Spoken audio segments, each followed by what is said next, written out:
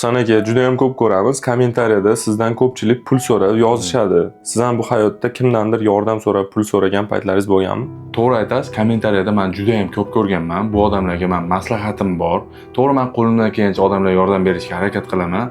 Sizlar ham xuddi shunaqa bo'lishlaringga men ham undab qolaman sizlarni. Keyin hech qachon odamlardan pul so'rab yordam so'ramanglar. Undan ko'ra Allohdan so'ranglar. Alloh berguvchi. Men shu hayotimda shu paytgacha birovdan to'g'risi qarz so'ramaganman yoki yordam so'ramaganman.